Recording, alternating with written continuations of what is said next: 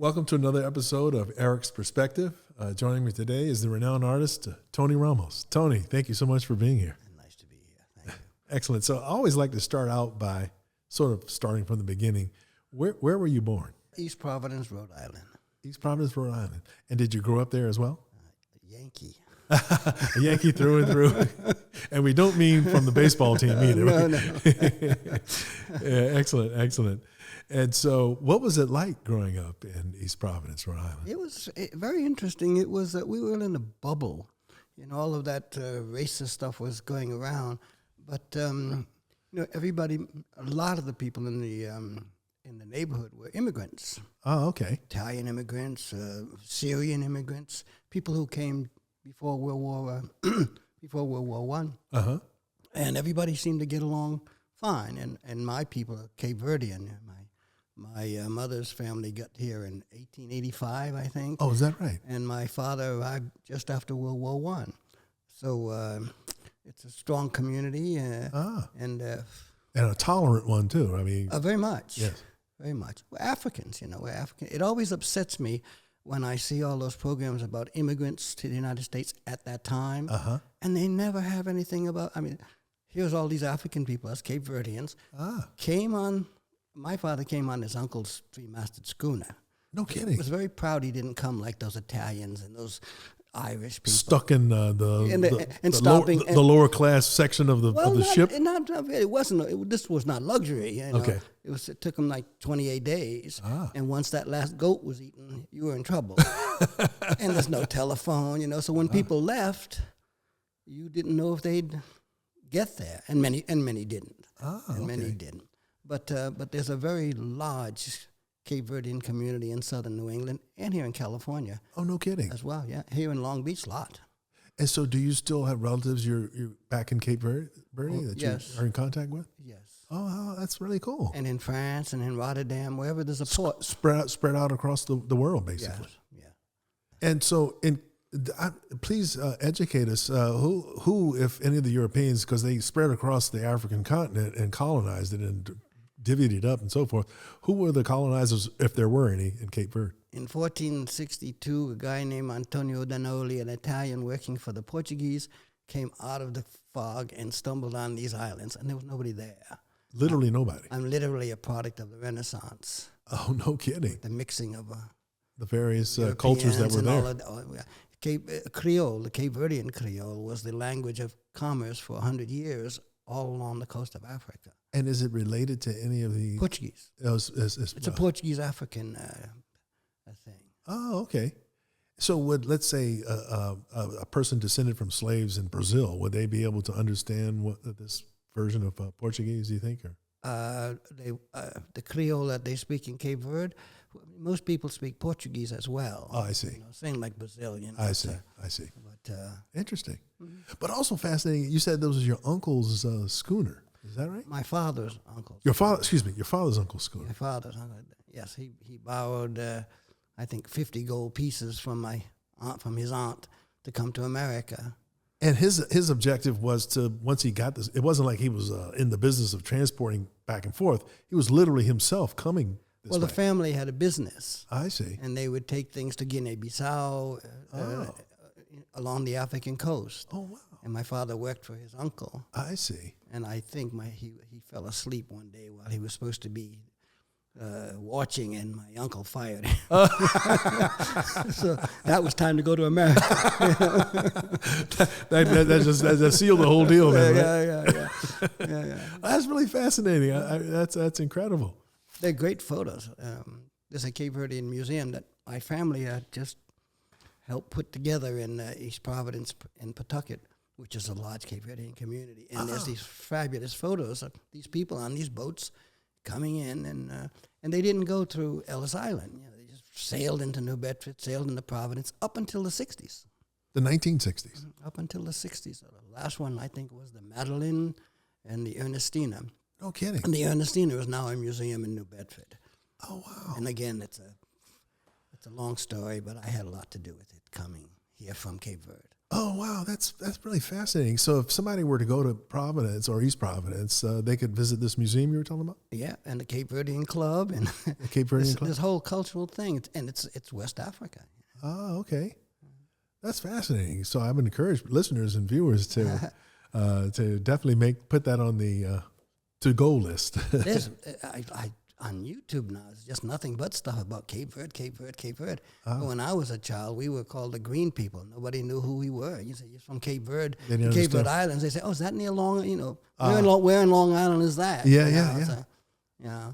And so if we were to go to Cape Verde today, for example, what will we find? Is it very well developed with hotels? My father and the ancestors would be happy. When my father left Cape Verde, people were being told they'd go down the street with a wheelbarrow saying, "Bring out your dead," because they were dying of starvation. The Portuguese did nothing, believe me. Oh wow! And that's horrible. Oh yeah. Yeah. So my father would never go back. Yeah. Because he had that in his head. Yeah. He kept saying, "Dad, you got to go." Now it's very nice. After the independence in 1975, Cape Verde was the first European colony and just about the last European colony. 500 years. Oh, really? They were there treating us badly. Oh, that's terrible. And unfortunately, that's the track record. It's just mind-boggling, though, to think about that.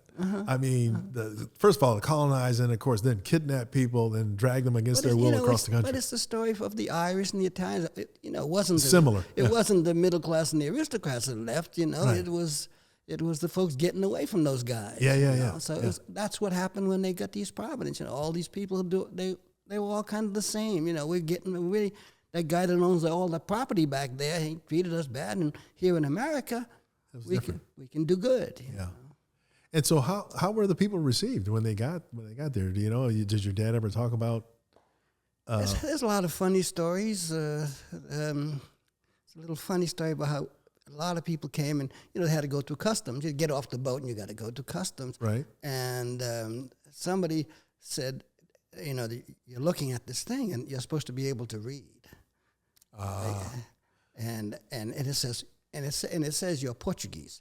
That you have to understand that the way that we snuck in is that was part of the Portuguese Empire, and we were considered Portuguese. I see. So we could sneak in on that. I see. On that. So I see. But you're reading this paper, and one woman said, "Ay, mai," which means, "Oh, your mother. Oh, look at this. I can't read this." And the guy thought she was reading Portuguese and stamped it. So all the people would say, "Ay, mai." I love it. That's an awesome story. That's fantastic. Yeah, there's a lot of good stories. I love that one. That's really great. Okay, so as you were growing up, what was your experience like in the education system? Where you East Providence had a very good education system. So you felt like it was a good. Well, my parents sent me to a Catholic school. Oh, okay. Mine did too, by the way. Just as a little side note. Our Lady of Loretta. Okay. With these nuns and right. The whole reputation. We're gonna beat you with your hand if you don't do all that kind of stuff. And yes. I couldn't wait to get out of there, and they finally threw me out. Oh, really? It was like you were rebelling, kind of a thing, or right from the get. Okay. I've always have been. Okay. So right from the get, I saw who they were. I remember going when I was 6 years old when you first went. And it was, we lived in the country, and you walked to the school. And I got there, and I was so happy to be there because there were 6 kids, and I was the last. So they'd all go to school, and I'd be home all by myself in the country. So I got to school. Oh, man, I loved school. I just had oh, wow. But then they come out with corporal punishment and all. Well, they're going to do the sins, I can Sister Lucy, and put the heart on the wall, right, and filled it in with the white chalk. I still feel it, and then she'd take a little sponge and said, "Did that one little spot, and that was mortal sin." Oh, and if you got mortal sin, you went straight to hell. Big time. Now I know what mortal sin is. We're farm kids, Yeah. I know what the bull and the cow does, and and I know what she's talking about. And I thought, oh, these people are crazy. And I became an altar boy and all of that. Oh, right. They finally got rid of me. So when you got kicked out, then what happened? Did you end up in public school? Or? Yeah, I went to public school. Oh, okay. I was glad to go to public school. And about how old were you then? What grade was it? I was about 10 years old, I guess. Oh, that's about fifth I was grade. Bart Simpson. Oh, okay. So at what point did you discover this propensity for art? When did you make that discovery? Do you recall? My mother was, she understood. My mother she was really pleased about it. In fact, I just moved I had a bunch of paintings in storage for 20 years. Uh-huh. And there was all these boxes in the garage, and I had to clean all out. And we were going through the boxes to clean everything so I could put these paintings in. Yeah. And there was always the very first painting I ever won a prize for was when I was 13 years old. Oh, wow. And it was a lighthouse, a typical New England, Right. Rhode Island lighthouse scene. Yeah. And I won a prize for it. And it was always hanging by the front door. And one time I came back from Paris and it was gone. And my mother by then she was in her late 80s, and she was, if you came into the house and said, I like that, she'd give it to you. Ah, okay. That kind of, Yes.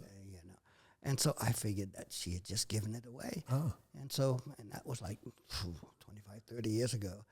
But this last summer, I went to the garage and I opened up this box, and there it was. Oh, my goodness.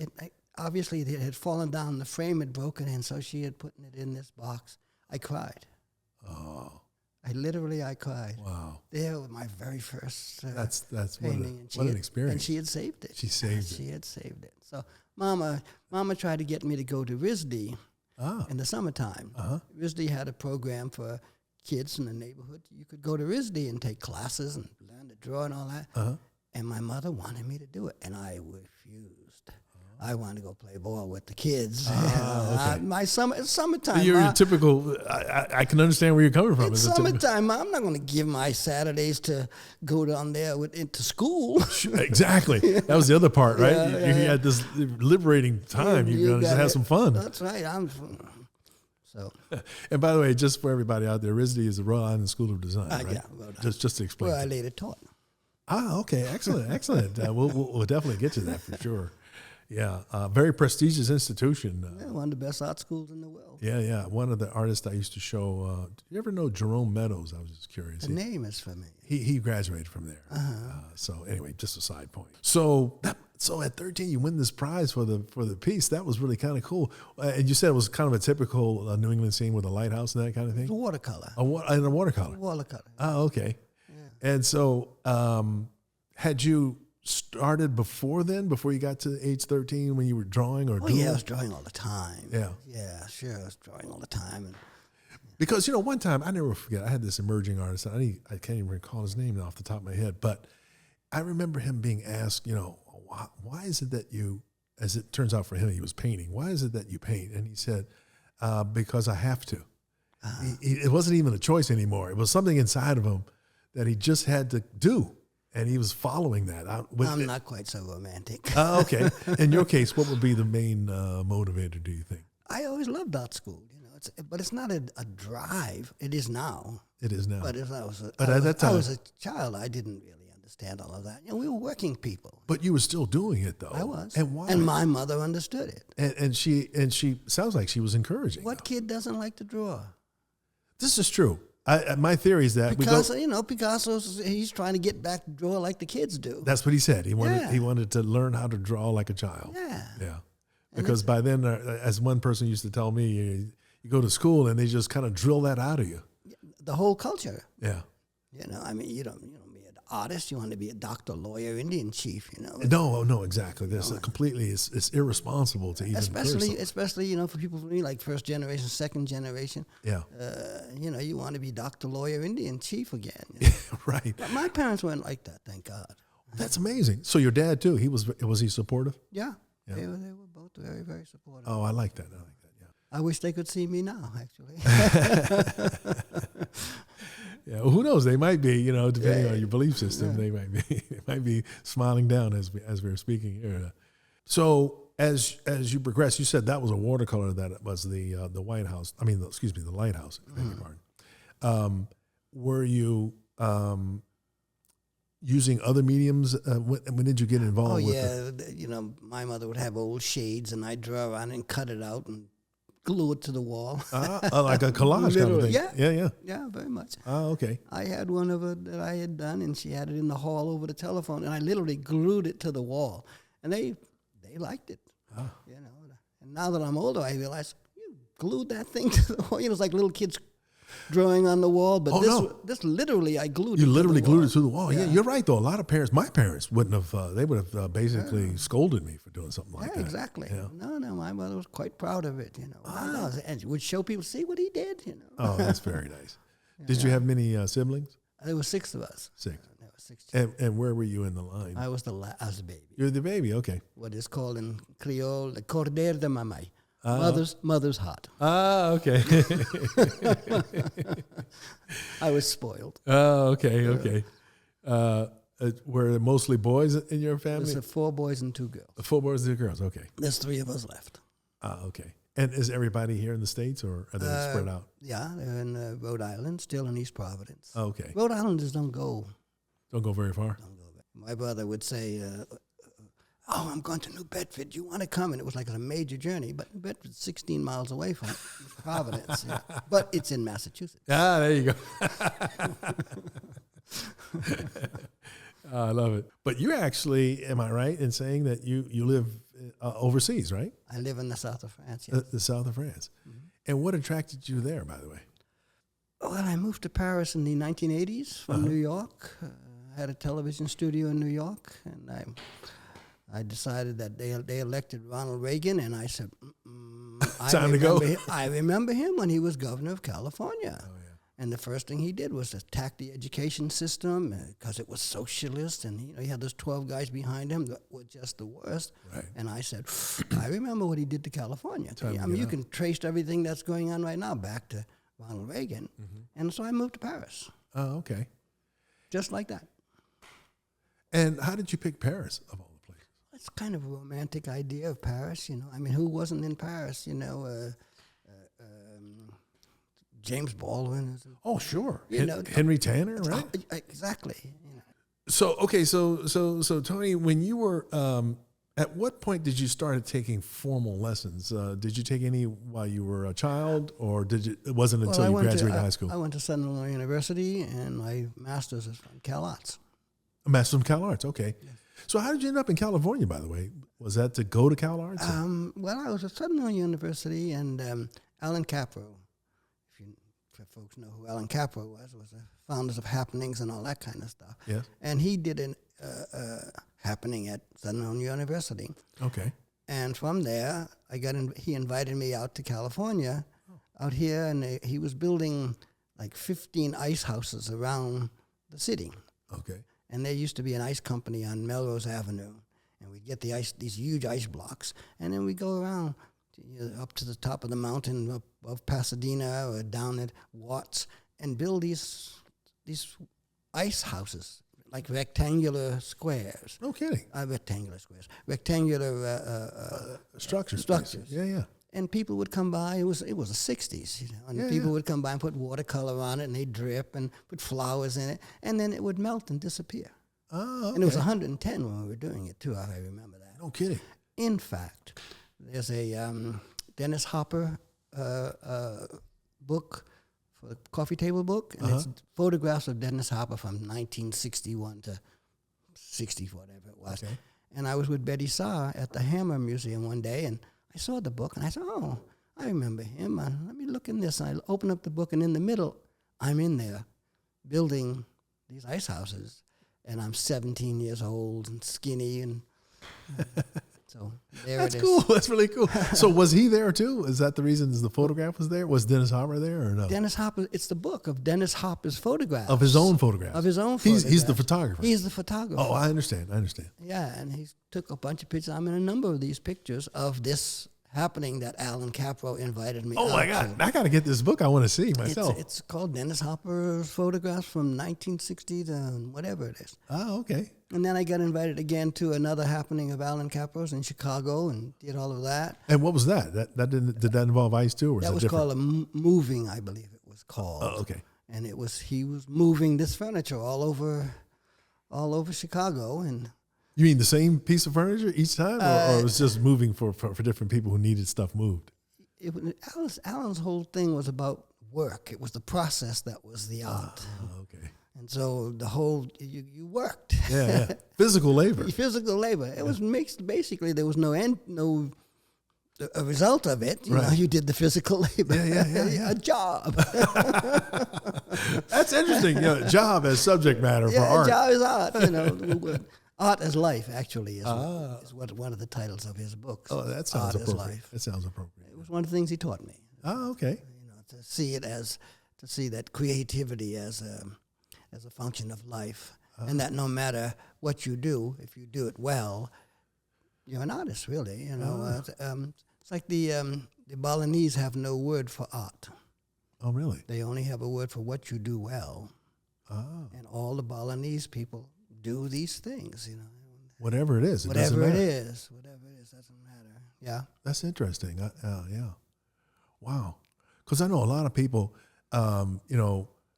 think about fine art, and when you say the word fine, as I used to explain it, it really has a Latin root where it's more like an end in itself, not necessarily refined, although a lot of times that's kind of gotten the meaning, but its only purpose was to just simply be there. It wasn't really, there was no utilitarian aspect to it, as if it sort of implies that that's art, but something that, you use, or even something you do. That's interesting that you're talking about it in a whole different way in terms of that actually being considered art. We're making art right now. Yeah, just talking or sweeping the floor or anything, right? Now, you go to the museums, everybody's doing not installations. Like performance art? Yeah, performance art. Performance art directly comes from Allan Kaprow. Oh, okay. And everybody's kind of forgotten. He's the pioneer. He's the pioneer. That form. That whole thing, yeah. It was, when I was in CalArts, it was a Nam Peik, was a really good friend from New York. Okay. I mean, I'm getting ahead of myself. That's here. okay. That's okay. Yeah. Well, no, there's no form there. No. Let's just go for it, please. Well, I was in CalArts. It was a very unusual place. Disney decided he wanted to have an art school. And that's how CalArts got started? Yes. Okay. And they were going to be down here where the bakery is on that old bakery complex, huge. On Venice Boulevard? Yes. Yeah, I know what you're talking about. That's where they were going to do it. Okay. But then his best buddy was the architects for Neiman Marcus stores. So they built this thing out in CalArts, out in Valencia there. Okay. That was really a Neiman Marcus store. Oh, really? They converted it into an art school? You'd get lost. No. They built it from scratch, but the architect, because Disney's idea was that he was going to have a bunch of artists, and they'd be in their studio with a big window, and you could come by and see the sculptor sculpting, and the artist, and the painter painting, and the dancers dancing, and Disneyland. I see. I see. Yeah. But he made the mistake of going to New York and looking for the avant-garde edge of the art movement in the 50s and 60s, and he got guys like Nam Peik and Allan Kaprow and John Baldessari and all these people, and the school became something quite different than what they were expecting. Didn't conform to his vision. But it was a great success. It was like the Bauhaus in Germany. That's what CalArts' reputation still rests on that time. Oh, really? For sure. And you were a student there, right? I was one of the first graduates of it. Oh, wow. I was Allan Kaprow's graduate assistant. That sounds like a formative experience, right? It was indeed. Yeah. It was indeed. Wow, that's amazing. So you started out as a teenager at the school, and you're in your early 20s when you finished? No. Or was this later? No. I was confusing with the Ice Cube thing, I think. Yeah. No, I was avoiding the draft. Not avoiding the draft, literally having contact with the draft board saying, leave me alone, I'm not going to... Well, you were a conscientious objector. Yes. And I ended up going to jail for 2.5 years. I went to Canada first. Okay. With Minnie Jean Brown was one of the kids that went to Arkansas when on the Eisenhower sent the troops in, Little Rock. Oh, really? Yeah, Minnie Jean and I were really good friends. She was one of the at students? Southern Illinois University. Oh, okay. From Little Rock, where she went to university at Southern Illinois University. Okay. Which is where we became friends. I see. Her and her husband and I actually went to the draft board on acid. Oh, no kidding. To the draft, what do you call it? That must have been very interesting. It was very interesting. It was very interesting. I saw it as a big butcher shop. In a way, I guess it might have been. I walked in there, and there's all these naked kids, and I could hear them mooing and buying. They were basically up for slaughter. Yes, and they were. Yeah. And they actually were. That's exactly what it was about. Yeah. So I just refused to have anything to do with it and walked out.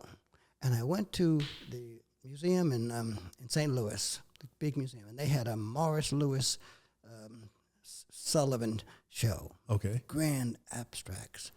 And I said, wow. And I was a political science major at the time. And I saw that work, and I said, you know what? I can do that, and I'm going to do that. So I got on the bus, went back to university, walked over to the art department, and said, I want to be an artist. And they said, okay. And that's how I got into art school. Oh, okay. So at that point, you changed from a political science major to art major? Yes. Oh, wow. And the impact was this museum visit, seeing the abstract works. Yes.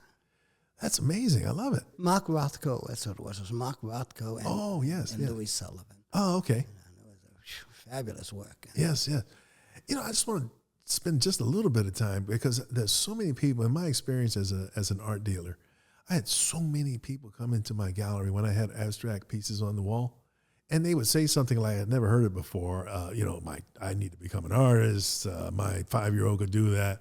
I think there's a big misunderstanding about abstract art. I was wondering if you had that experience or if you've noticed that or if you have any kind of response to that. Yeah, it's always interesting that people do say that, I can do that. Yeah. My 5-year-old. Are you kidding? That's the part I can't. And people say to me, well, how long did it take you to do that? I say, 80 years. Yes, right. That's how long it took. Right. If you think you can do this, you go ahead. for it. Right? Go for it. Yeah. It's harder than it appears. I mean, there's a lot to it. For sure. If you're serious about it. If you're serious. I mean, there's a whole lot of guys come and they drip a little paint on the canvas, turn it up and sign it and look. Yeah. But right. That doesn't impress me. Right. But, Mark Rothko, when he was doing this was something very, very special. This is outside of the boxes, you say these days. Yeah. And they're beautiful. They're spiritual paintings. That's the key, the spiritual aspect. Spiritual paintings. They're really, really, it says something. Yes. Just the way he uses those colors and so on. That's the point. And when I look at his work, I get that sense too. It's almost like a meditation. It is a meditation. It's exactly. That's why they have a church in Texas with his work in there. And it's a meditation. Yeah, I can see that. Absolutely. I think I remember seeing a long time ago, there was one of these news magazines, and I can't think of which one it was, 60 Minutes, I think it was, where they were kind of making fun. I think this helped contribute to what people were already thinking about abstract art. They had an elephant. I don't know if you remember this or saw it or heard about it. This is years ago. And they give the elephant. Now, the trick was, though, they were mixing the paint, though, so it wasn't a good analogy, actually, when you think about it. And the elephant was just splattering paint on the canvas randomly. Yeah. See, look, I could sell this at auction for $100 million, whatever, right? And so they're making a joke about it. I think that just added to the kind of misunderstanding of it, I think. Chimpanzee. Yeah, the whole bit. It's not really fair, but I mean, I think that helps confirm what a lot of people suspect anyway. Is like a gimmick. I've seen a YouTube of an elephant drawing an elephant, and it was a real elephant. And he actually did the elephant himself? Yeah. Oh, okay. Well, there you go. The elephant. Trainers, they've trained him to do it. They've trained him. They've trained him to do it. Right. It's impressive. Yeah. That's pretty incredible when you think about it. The brush and literally did it. Literally makes an elephant. Oh, wow. That's incredible. So who knows? Maybe that elephant. Who knows? Who knows? I know whales sing, better than we do. So other than, sounds very transformative at CalArts and the folks you mentioned before, are there any other artists that you would say were an inspiration to you in your formative years especially? Sure. Fred Brown. Oh, yeah. I know. Fred and I went to Southern University together. Oh, no kidding. We traveled around the world together, going to this, that, and Russia and China. Oh, wow. Remember when Fred had his retrospective at the People's Revolutionary Museum in China? I don't remember that, but that's incredible. That's the problem. Nobody remembers that Fred Brown, black American artist from Chicago, took 140 paintings to China, big paintings. Wow. to China with 15 of us, and we were there for 3 months. They took Mao Zedong's stuff out. It was right across from the Great Hall of the People. It's another one of the biggest buildings in the world. No way. They took all of Mao's stuff out. I snuck in the back. I saw it. They took Mao's stuff out and put Fred Brown's stuff in there. Really? It was an incredible show. Lines around the block in Tiananmen Square. And this is when? In the 80s? 1987, 1 year before the Tiananmen Square massacre. Wow. We were there for 3 months. And you were there too? I took video of it. Wow. It's a whole video documentary of it. The only thing I ever saw about it was on Sunday morning. Oh, the CBS program? CBS program. They did a short of it. Poof, and that was it. And I've always said if Fred Brown was a white American in 1987, they would have made him a millionaire. Oh, easily. Oh, are you You kidding me? haven't even heard of it. No, I didn't even know that happened. And I'm aware of Fred Brown's work. I mean, but I never knew that he did that. We went to Russia together. Wow. We went to Russia together, and Is this before the wall came, Berlin Wall came down? it was in the, it was before Okay. Brezhnev was still ahead? Brezhnev was not Brezhnev. Oh, Gorbachev? Gorbachev. Yeah. Gorbachev was still but he was getting ready to. He was getting ready to fade go. out. Freddie ended up going up to St. Petersburg, and I ended up going to Baku. It was a trip organized by the White House, by Bush's White House. Oh, no kidding. Yeah, and they had a bunch of us artists and lawyers and everybody go to Russia at the time that it was dissolving. Right. You know, and I got to go, thanks to Freddie. He called me. Fred would call up and say, "Tony, I got an idea," and I knew it was going to cost me money. Grab for your wall. But it was worth it. It was always worth it. It sounds like one adventure after the other. And we went to Southern Illinois University together. We always used to laugh about, well, when we get old, we're going to be with our cane on the porch of the nursing home. And Freddie been dead now. Yeah, quite a while, right? I can't recall, but 4 or 5, more than that. Yeah. Wow. So how long were you in both places? Excuse me. First with China, how long total were you there to do what you guys were doing? I think about 3 months. That's quite a while. Oh yeah.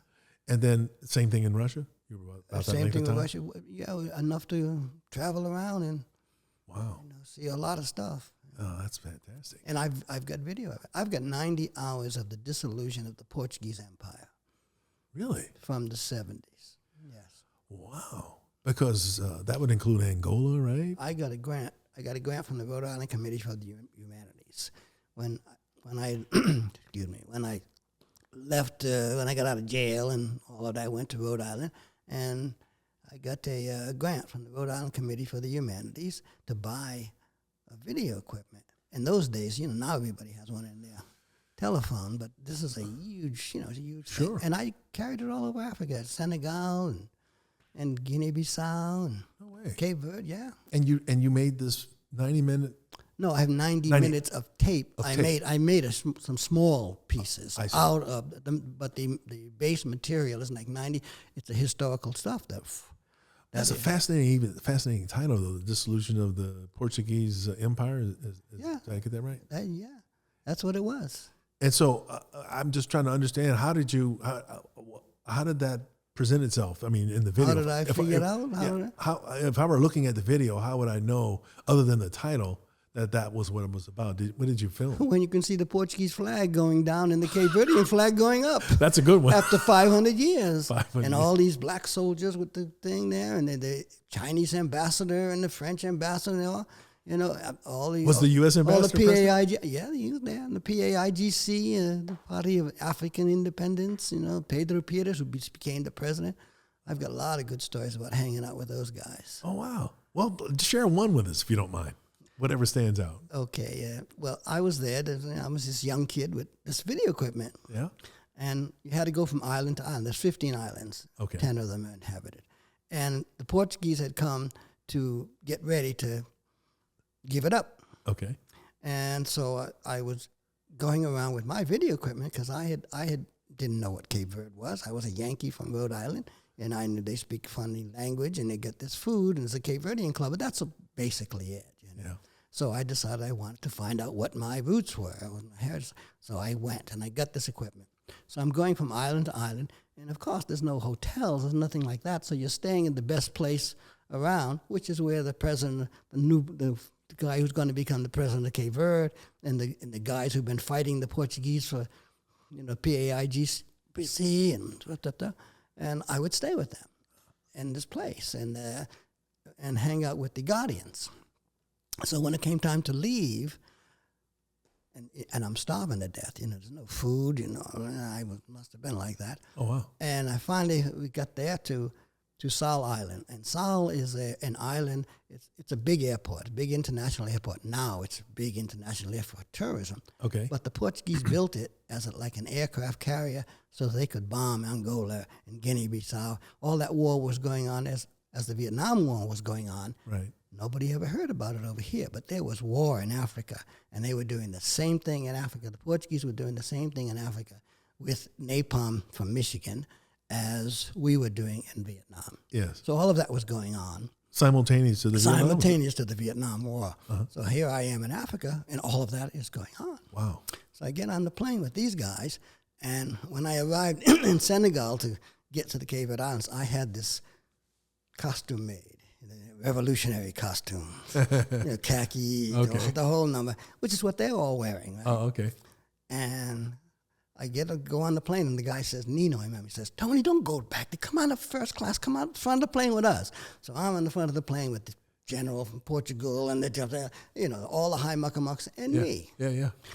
And we land in Guinea-Bissau, and the pilot says, everybody who's going here, stay on the plane until the dignitaries go out.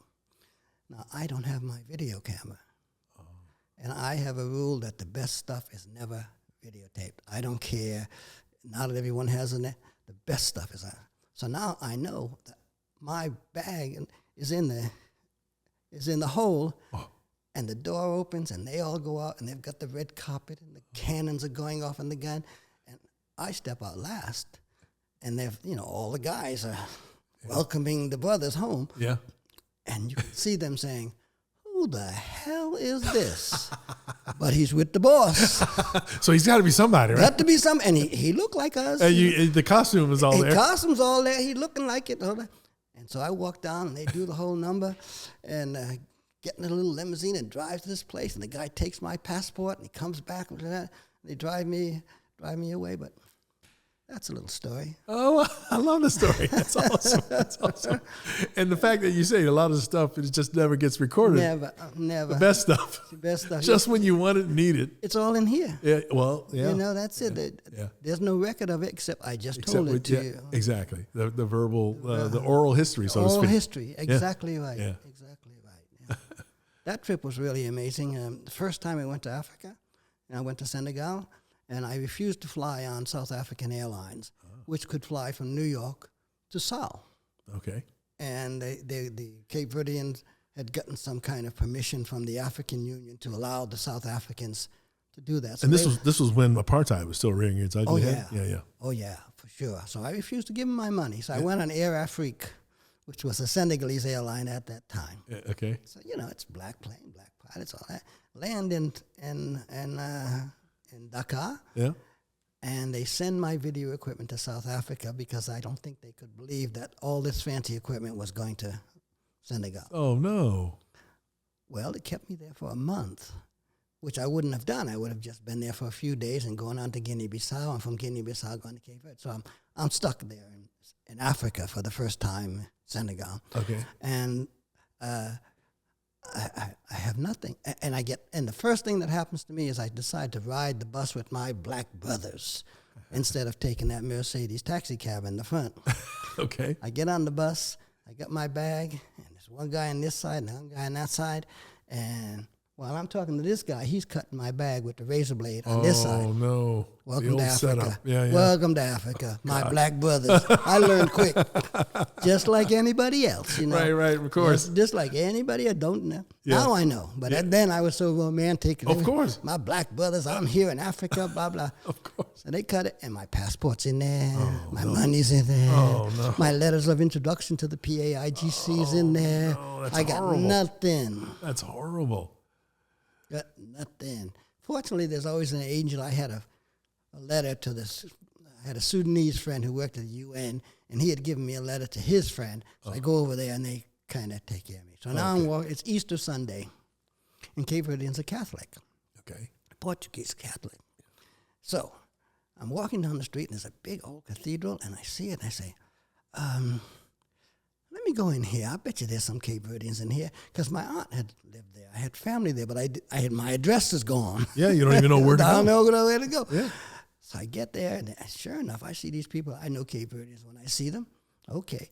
So I wait to the end of the church, end of the Mass, and they're all on the stairs.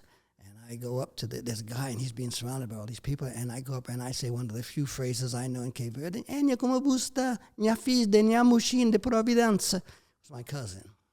It's your cousin. No kidding. I'm in Africa for the first time, and I run into my first cousin. Oh, my God. Not the 23rd cousin. What a coincidence, right? Unbelievable. It put the family back together.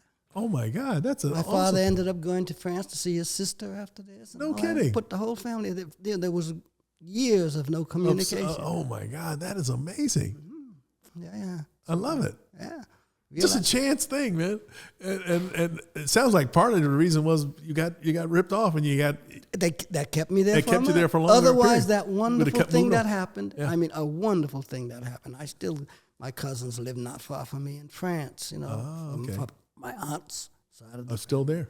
Yeah, they're still there in Paris, all that. So I get to go to these Cape Verdean funerals and weddings and baby things, and while I'm in France. As an active member of the family. As an active member of the family. I love it. That's amazing. Yeah. And all because of it goes to show you, sometimes it really is a silver lining, There right? you go. There's always something good in there. Yeah. If it don't kill you, it make you better. Exactly. I love it.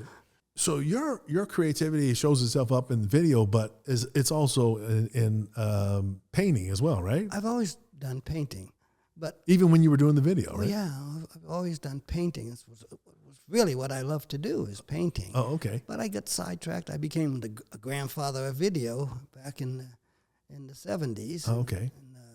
And that's a big reputation that precedes me all the time. So you think it obscures your other artistic? I think it does. Yeah. I think it does because people. That's what you're known for. That's what I'm known for. Right. But really, what I want to do and what I have done for years and years and years and years is paint. I have a really nice studio in the south of France. Oh, I can only imagine. And so when you paint, do you like watercolor or oil, acrylic? Does it matter? Basically, it's acrylic, but it's a lot of other things as well. Okay. And again, I can't describe these because, people always say, well, what kind of work do you do? Is it abstract? Is it that?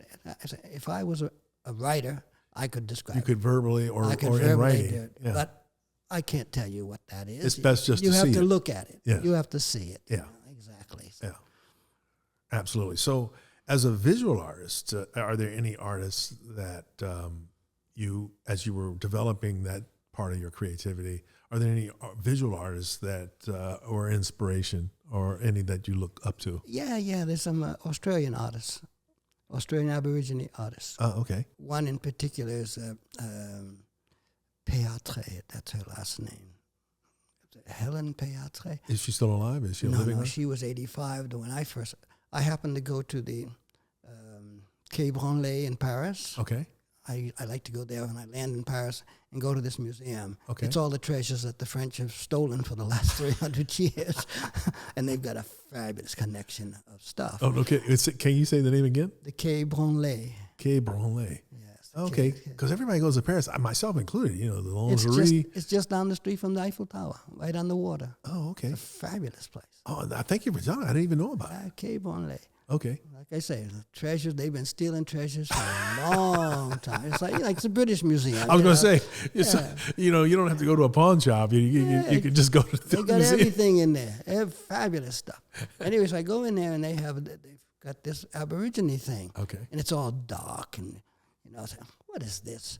That it's, this romantic European idea of darkest Africa, darkest Aborigine, the stuff there. So, right. So it's dark. You mean the palette of the piece itself is dark? No, the whole room. Oh, the room itself is not well lit. The room itself is not well lit. Okay. It's all mysterious. The Aborigines, all that bullshit. Oh, right. They're giving the exotic thing or whatever. Exotic thing. But they have these paintings, fabulous paintings. And there's one woman, and they're big. They must be 5 feet by 5 feet, all with these little points. Oh, yeah. And any museum in the world would, in fact, they do now. I understand her stuff is $2 million. Oh, really? Yeah, these days. But this is back like in the 80s that I first went in there. Okay. And so it affected me, just like the first time going to St. Louis. Okay. Wow, look at this. And I had been doing points anyway. Okay. That was an integral part of what I had been doing. I had been doing it with tantric art, tantric philosophy, and so on and so forth. And when I saw those, I said, wow. And I incorporated it into my own work. Yeah. Not as a taking, there's a whole thing about cultural appropriation. Right. Which I think is just a ridiculous idea. Yeah. There's no such thing as a cultural appreciation. There's culture, and you take a little of this, take a little of that, take a little. Everybody takes a little. That's what America is about for sure. Oh, yeah. So I'm not a big fan of the idea of cultural appropriation. But I do recognize that, hey, you guys got something, and I like it. Yeah. And if I can absorb some of that, thank you. Well, it's almost impossible, I would think, to not absorb. You take I don't care who the artist is or what the type of art it is, that person is one way or another influenced by everything that's around him or her. We've been here 5 million years. Yeah. And we've been building. Yeah, how could you not, right? How could you not? It seems impossible. Could you not? Yeah. So she's one. Are there any others? Beside Roscoe, beside Fred Brown. I'm a guy that I don't read art magazines. Okay. And I really don't go to museums either. Except that one you mentioned, though. Except if it's some friends. Yeah. If Betty's having a show, I'll go to the museum. Yes. It's because I don't like to be influenced by other artists. Okay. Can you understand that? I understand that. Yeah. What I do, when you get one of mine, you get one of mine. Okay. Now, I'm influenced, like I say, this Aborigine thing, right. Renaissance, just the idea that I'm making painting on canvases, Renaissance. I did go to art school, did have a master's degree. Right, so you understand the basic principles. I understand the basic principles for sure. Yeah. But to look at contemporary works, I try not to, except it's my friend Joe Ray. Just was at Joe Ray's studio yesterday, the day before. You know Joe? I do know Joe. And it's funny because Joe used to, he was doing other things to pay the bills and all that kind of thing. And one of them was hanging art. And at the time, my gallery was on Main Street in Santa Monica. Right behind it was this big storage facility for, what's Eli Broad. Eli Broad. I used to work with Joe. We used to hang Eli Broad stuff. Yeah. And it was so funny. Because Joe was telling me, I never took him up on it, but he was telling me, you got to come and see this stuff, right? Yeah. And it was literally right across the street. Yeah, I know. My gallery was there, and so... I've been to your gallery. Yeah. And in fact, let's talk about that for a second. Can I tell you a Muhammad Ali story? Please do. Share it with us. Back in 1968, it was, I think. It was 68.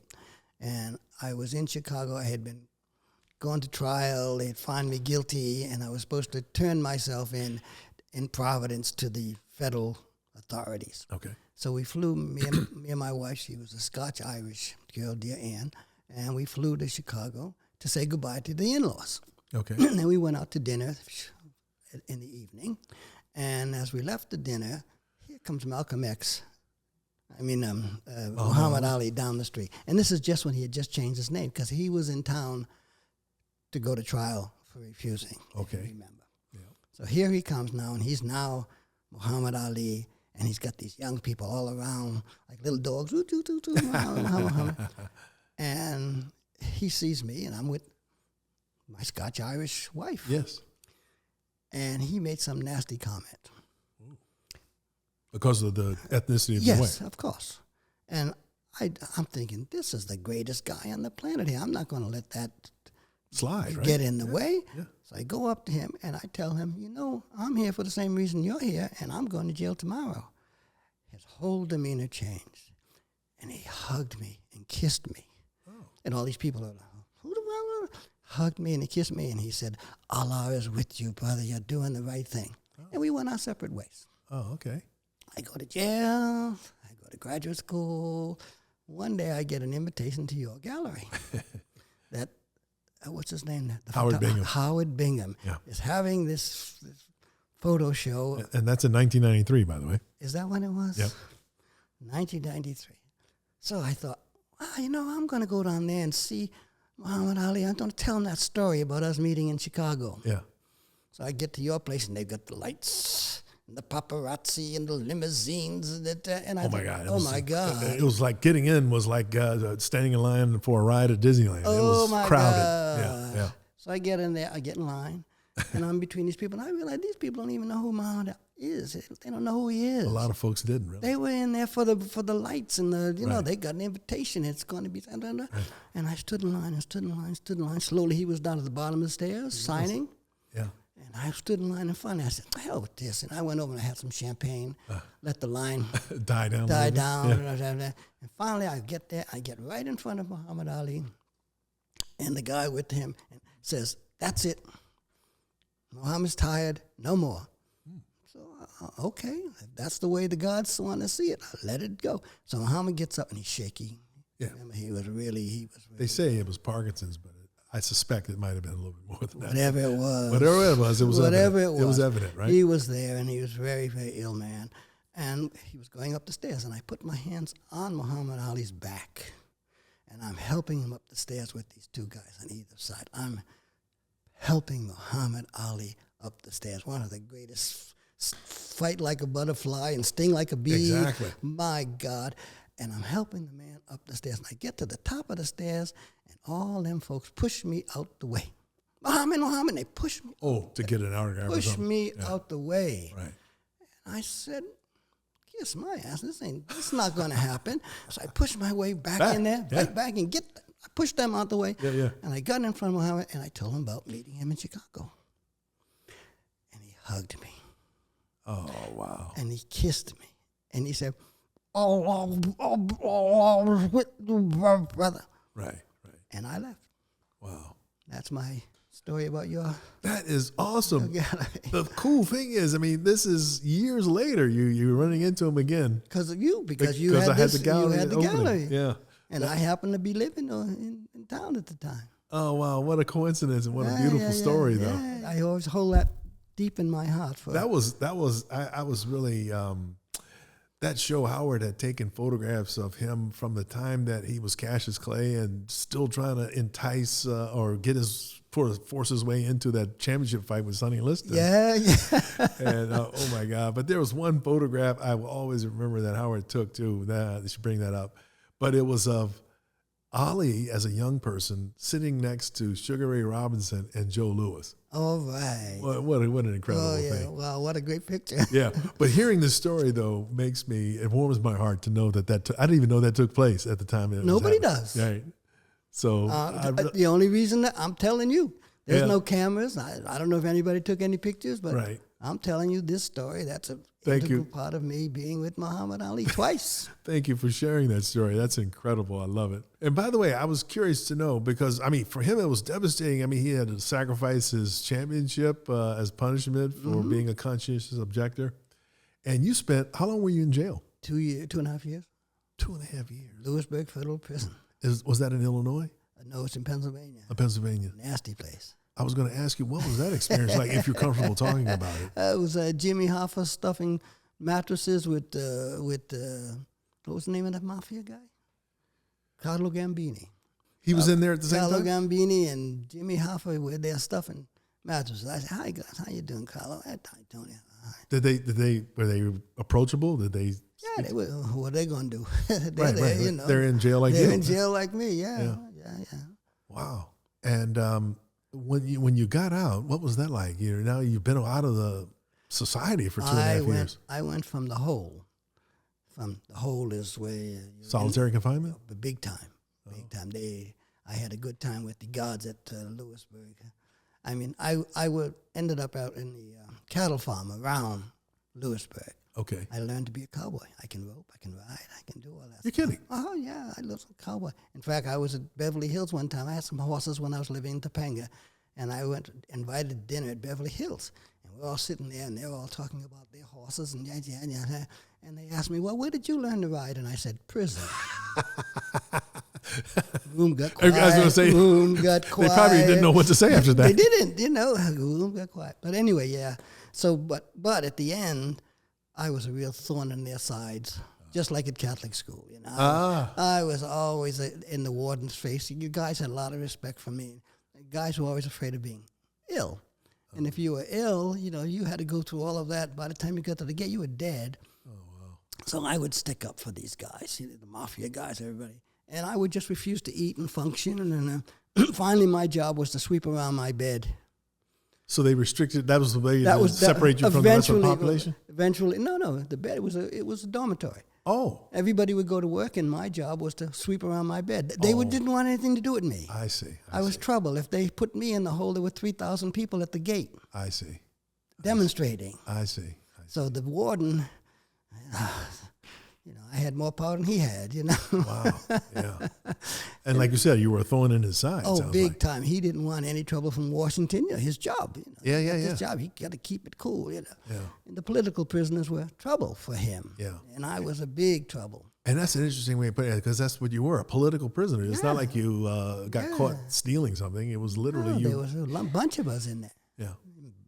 Black Panthers, not Black Panthers, Muslim, Black Black Muslims, Muslims. Jehovah's Witnesses, Yeah. and guys like me who just refused to do it. So there was a lot. Yeah. And he didn't want any trouble. So I when I left, I literally went from the hole to CalArts. Excellent. So that's the other thing I wanted to ask, though. Did that experience in any way shape your artistic pursuits? It had shaped my life. Yeah. It's kind of hard that it wouldn't, huh? It shaped my life. I know. It's a basic. Yeah. I've seen the worst. I've seen the best. Yeah. And sometimes you can't appreciate the best until you've seen the worst. Probably. Yeah. Probably. Wow. So what are you currently working on, by the way? A few things. I just got a thing I was at the Band of Vices helping Angela hang her show, and they got a email from the Pompidou Center saying they're looking for me because, I've had shows at the Pompidou Center. Back in '83, I did big installations there and stuff. Excellent. I lived in Paris all during the '80s. Oh, okay. So I taught at the American Center and did things all over. What were you teaching at the American A Center? video. Oh, okay. Doing video and installations and stuff like that. Oh, okay. I even cabled 10 blocks of Paris. No way. way back when. It's another story. Oh. I love it.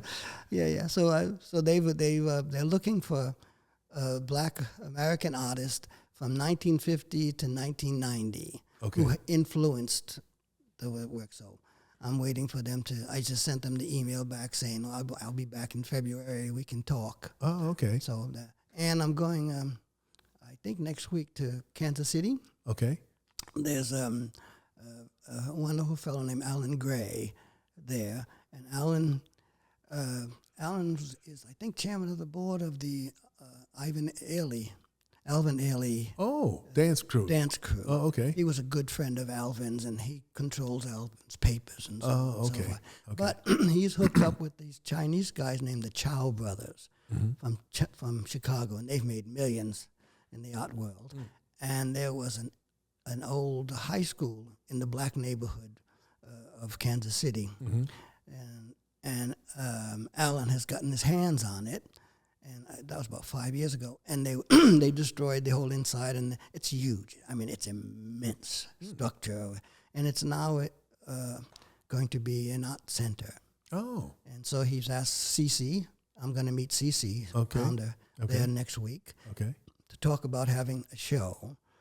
So she's going to have her traveling show. Collection. And we haven't talked about it yet. But I'm going to go meet the Zhao brothers and Alan this next week. That sounds exciting. It's going to be a good one. Oh, please keep us posted, and we'll make sure to help promote it as well. I would be interested in. Actually, I've never been to Kansas City at all. It's one of America's great secrets. Kansas City. Is it? Oh, they have the Nelson Atkins Museum, the Kemper Museum, the Jazz Museum, the Negro Baseball League Museum. Wow. Oh, it's plenty of money. Plenty of money. So it's of well presented, basically. Heartland America that is They have a great opera. They have the Allan dance thing. That's where it's situated. There's two. There's one in New York and one in Kansas. That's the one I'm familiar with. I thought I knew about the New York There's one. one in New York and one in Kansas. I did not realize that. Yeah. Wow. Yeah. That's amazing. Now, Kansas City is a great place. Yeah. Great place. Sounds like it. I go all, and I haven't gone in a while, but now this is going to be the first time I've been in about before the COVID. Oh, yeah. Okay. Excellent. And as far as your actual work goes, are you still doing video? Or are you dividing your time between that and painting? I'm full-time painting. Full-time painting. Full-time painting in my studio. Excellent. No television. Don't feel like I have to answer the phone when it rings, if it's even in the studio. Oh, great. That's fantastic. So basically, because I've talked to artists who tell me that once they're kind of in the zone, they're doing their work and stuff, time ceases to exist. Exactly. So before you realize it, it could be evening and you started in the morning or That's afternoon. exactly what happens. Is that accurate? That's a feeling that you really, it's a Zen thing. You Yeah. just go into that being in the now. Yes. And and all of a sudden, somebody might knock on the door and, it wakes you up. You get back into your body, basically. Yes. Yes. Betty used to say about her mornings, she lays in bed waiting for the spirit to come back into her body. I think that's a good way of explaining it. It's a good way of explaining it. Yeah. You're gone. You're literally in conscious. You're in the conscious space, not in the physical space, and then you kind of come back. You got to deal with reality. Right. Wow. Yeah. And another question I had, by the way, is so when you look back on some of your earlier work and you look at what you're doing now, can you see any? I'm imagining you can see a difference, but can you explain, how you've changed as an artist over those years or whatever? Funny you should ask. This whole summer, I've been going back and forth to East Providence, where I've had stuff in storage for 25 years. Mm-hmm. And I had to move it, and I've moved it back to the garage at my parents' house. Okay. That's my house now. And I got to look at 25 years of work that I hadn't seen in a while. Huh? In a while. Yeah. But you were adding to it, like the show that I had in Kansas City at the Jazz Museum and at the Cultural Center there. That was 10 years ago, maybe more. So I got to look at all of this work in a progression. Oh. And it's basically it's about creating your own language. So the elements that were in some paintings that I totally forgot, it's still there. What I've been doing now, it carries through. It carries through. Yeah, it's creating. I think of it as a language. And you're having a conversation with the canvas. Yes. But there's a language that you've developed to have that conversation. Yeah. Oh, it's fascinating. Yeah. You see a painting of mine, nobody else, it's mine. And that's the thing. It's like, it's the same. I have musician friends who say, they grow up admiring, let's just say Duke Ellington or whatever, and then they find their own voice. It sounds almost a similar analogy. You kind of find your own some sort of analogous when voice. When you hear Miles Davis, you know it's Miles Davis. Right away. When you hear Charlie Parker, you know it's Charlie Parker. Exactly. It's a language. It's distinct. It's a language that they've developed. Yes. Yeah. That's a good way of putting it, I think.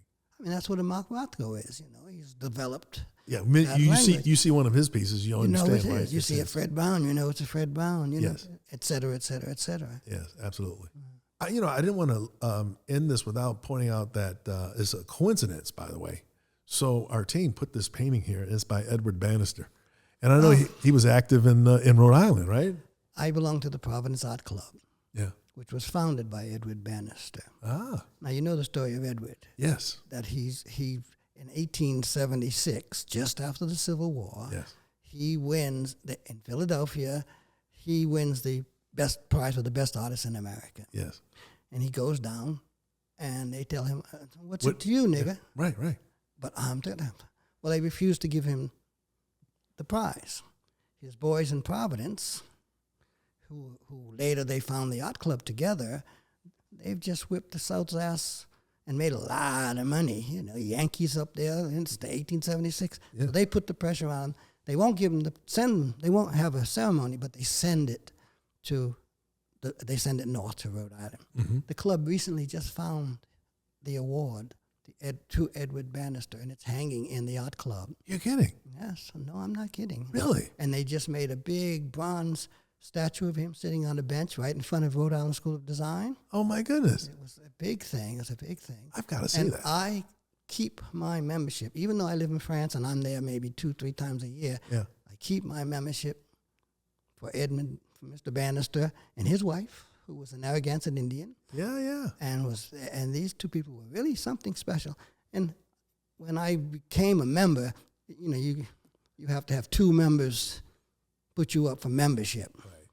And this is white Anglo-Saxon Protestant Rhode Island. Yes. And so I've had 2 friends, Tim Philbrick, who's an old Yankee family, and Tom Roberts, who's his uncle was the governor. All that. They put my name up, so no one would dare to say no. But there was a lot of resistance. There was some pushback, huh? Oh yeah, there was a lot of resistance. And so I'm a member, and like I say, even though I'm never there, you still maintain the I membership. pay those dues. I pay those dues and now there's more black people there. Oh, good. There's more. Things are loosening up. Yeah. But like I say, they did this wonderful Edmund Bannister thing. Oh my God, that's so wonderful. They found the actual award. They found the actual award. I understand the painting itself, though, has never been found. Do you? No, if you know where that one is. That would be super, right? If you know where that one is, Right. we're going ching ching to the bank. Oh my God, that would be wonderful, right? And I believe, as I recall, the title of it is Under the Oaks. Yeah. Do I have that right? Yeah. And the last person who had it was somebody in Boston. Okay. And it was hanging in his house, and then it disappeared, and no one knows where it is. It exists somewhere. Somewhere. So anybody out there, Right. keep an eye out for it's a landscape painting that features oak he was trees. really grateful. Yeah. So this is That's some Bannister watercolor there. nice. Yeah, and I'm not exactly sure where that particular piece of land is, but my guess would be somewhere Somewhere in Rhode Island. in Rhode Island for sure. Sure. Yeah, right? He liked to go up and down the bay, Right.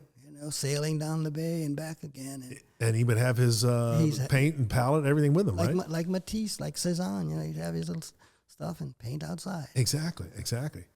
He's got a grave in one of the big cemeteries in Providence. Okay. And when he died, he didn't have a lot of money. Right. But his boys, all these Yankees with the big mustaches, it's like 1901, I think, same time Queen Victoria died. And they put all this money together, and it's a huge uncarved stone with a big brass plaque with a palette and a hand, and it's his name. It's really nice, and the photograph is nice. These guys are all standing behind it as a nice tribute. Yeah. Their relationship, the Bannisters' relationship with these people, was a really positive relationship. This was not the white guys and the black guys. This was our artist friend, Ed Bannister, who is a great painter, and we're finding this club together. And the club was founded by women and men back then. One of the disappointing things for me about Mr. Obama was that he played the race card when he got inaugurated. His grandmother died the week before. Everybody forgets that. But his grandmother was Irish. And he was raised by those people. Yeah. He didn't know those people in Kenya. Right. When he was inaugurated, they all ran right to Africa to show the village in Kenya, and they were all up and down, and they didn't go to Ireland. Oh, yeah. And I know people from the villages where his ancestors came from.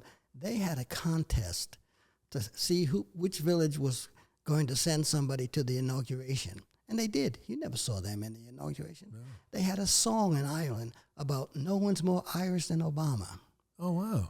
And my point is that he had an opportunity to really say something about race in America. Yeah. And be truthful about it. Because if you look, I look at all my nephews and nieces, they're everything. Yeah, yeah. I go to Betty Sa's, and there's the table is the United Nations. Sure. And they're all cousins, and they all like each other. Right. Meanwhile, in the background, you got this hate thing, big hate. And now that Obama's gone, Trump has let them out of the bottle. Oh, yeah. It's like a sanction almost. Yes, it's sanctioned now. Yeah. You can hear them. They're in your face now. Right. There's no trying to conceal it. Obama had a chance to do something about that, to be honest about who he is, because Obama is more Irish than he's African American. He's chosen to be African American. Right. He grew up with his, and then he ends up in the Muslim country there, and then Right. he's had all of it. He's like an embodiment of The American of the experience. American experience, right? A blend of everything. And he let the news media do that black-white thing. And Right. that's one of the things why I live in Europe, because I'm so tired of that conversation. About Right. Everything is about race. Right. Everything is about race. Right. And it's tiring. It's fatiguing. Yeah, yeah. You know, for every conversation I have to talk about the white man and the black man. And Right. yeah, Just want to give it a rest. give it a rest. Give it a rest. You know. Because that's what I was, it's funny because so many, I think you might have mentioned this earlier about James Baldwin, so many of the writers and musicians and visual artists ended up in Europe just for that. That's why. Just to be recognized just as a person without right. having to, And not have it be presented to you every day. either in a negative way where you're being, insulted and demeaned, but also in a kind of almost like a condescending way where you're getting praise that you don't necessarily deserve, Yes. but it's just a way for the other person to feel right. good about themselves. He's a good one. Yeah, that kind of thing. He's a good one. Yeah. He's not like those other ones. He's a good one. Right. Yeah, so I totally understand that sort of feeling when you're Well, dear Fred Brown, yeah. Fred was a prolific artist and just worked all the time. And like I say, he gets taken to China, he does all this. And Fred always said, you know what? Yes, I'm African-American from Chicago. I'm proud of my family and all that. But I'm an artist. Yeah. I am an artist. I am not a black artist. I am an artist. And I try to portray reality As he sees it. as I see it. And feel it, right? Yes. And experience it. And experience it. I'm not seeing it through the eyes of somebody black. I'm not seeing it through some of the eyes of white. I'm seeing it through the eyes of Fred Brown. Right. And I feel that way myself. Although I have a lot of African motifs in my work. Well, because that's part of who you are. Thank you. Right. Thank you. But it's not the only thing It's not the only part. that I am. So you're not ashamed of it. You're not avoiding it. In fact, You're just not overplaying it, basically. I play it. Yeah. I play it, but it's not the thing of the work. Right. Right. It's not the reason you did It's not to the begin reason. it. It's not the reason I did. However, when they killed George Floyd, I was doing all these abstract things with African writing and Aboriginal things, Right. and I saw that tape Yeah. with that guy with his knee on that man. Right. And he was obviously subdued. And it looking was like right, murder. looking right at you, saying, "What are you going to do about it? I can do what I want to this guy." Yeah. And it made me snap, and I did a whole series, and I'm still doing the series You're still producing based on that? based on that of all of these guys that are getting killed. Breonna Taylor. I've got these huge portraits of these people with writings of slave laws from the 16th, 17th, 18th century. Yeah. Because if you don't know where you've been, you don't know where you're going. And these guys, we're all in this mess, not because all of a sudden those guys ran to Africa and got a bunch of farmers and brought them back here. They had laws to do it. Yeah. And if you don't know that, how they did it, how they had laws against the Indians coming into the village, and there were laws. So that's what I've been doing recently, instead of the abstract things. I see. And again, it's about race. Yeah. I mean, that's the unfortunate aspect. Unfortunately, but Yeah. it pissed me off. That image just pissed me off so much. As you were describing it, I could see it, and it was like I could feel my pulse quickening a little bit. I mean, I was in Canada when they shot Martin Luther King, and I was down there visiting Minnie Jean Brown and her husband, and my wife, Right. and we were living way in the country. And that's when I decided I'd come back to America and take sanctuary in Paul Revere's church in Boston. Oh, yeah. That's another story. Yeah. Wow. I love it. Thank you so much. Thank you so much for Another sharing. story. Yeah. Well, I mean, listen, I want to give you my heartfelt thanks for being our guest and sharing your perspective. And thank you so much. I really appreciate it. It's a pleasure. Yeah. So thanks again. And I just want to thank all of you for tuning in. And don't forget to subscribe.